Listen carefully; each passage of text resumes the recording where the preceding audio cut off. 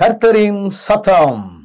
கர்த்தருடைய நாமம் உயர்த்தப்படுவதாக. கிறிஸ்துவுக்குள் அன்பானவர்களே, இந்த நாளிலும் கர்த்தரின் சத்தம் ஒன்றை நாம் கேட்போம். ஏசாயா தீர்க்கதரிசியின் புஸ்தகம் 1வது அதிகாரம் 18வது வசனம் இப்படி சொல்கிறது: வழக்காடுவோம் வாருங்கள் என்று கர்த்தர் சொல்லுகிறார்.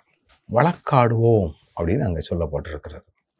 பெரும்பாலும் வழக்காடுகிறவர்கள் யார் அப்படின்னு பார்த்தீங்கன்னா, அதற்கென்று சட்டம் படித்தவர்கள் வழக்காடுவார்கள்.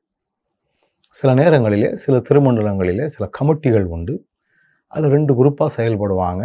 அங்கே வழக்குகள் நடக்கும். வழக்குகள்னால் ஒருத்தன் ஒன்று சொல்ல, அதுக்கு இன்னொருத்தர் சொல்லி நான் மட்டும் அது சரியாக வழக்காடலையோ அப்படிலாம் பேசுகிறத நம்ம பார்த்துருக்குறோம்.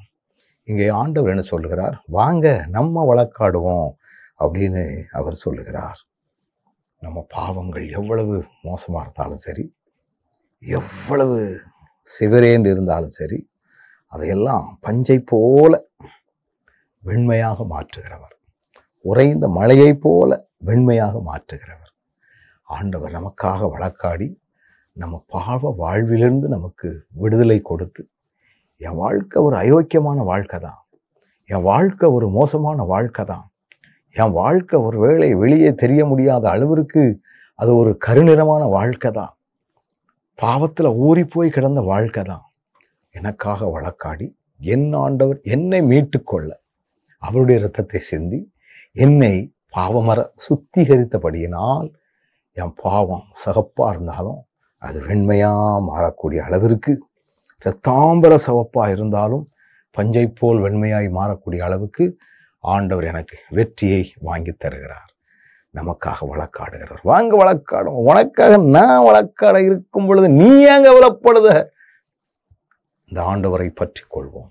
உங்களுக்காகவும் வழக்காடுகிற கர்த்தர் இருக்கிறார் என்பதை புரிந்து கொள்வோம். நிச்சயமாகவே கர்த்தர் ஆச்சரியமான ஆசீர்வாதமான காரியங்களை நம்முடைய வாழ்க்கையில அவரே செய்து, ஒரு காலத்தில் நான் எவ்வளவு மோசமானவனாக இருந்தேன், எனக்கு இந்த காரியங்களை ஆண்டவர் செய்திருக்கிறாரே என்கிற உணர்வோடு நம்ம அவரை சேவிப்பதற்கு ஆண்டவர் நமக்கு கிருபை தந்தருள்வாராக. கண்களை மூடுவோமா? நல்ல ஆண்டவரே, அருமையான வேலைக்காக நன்றி.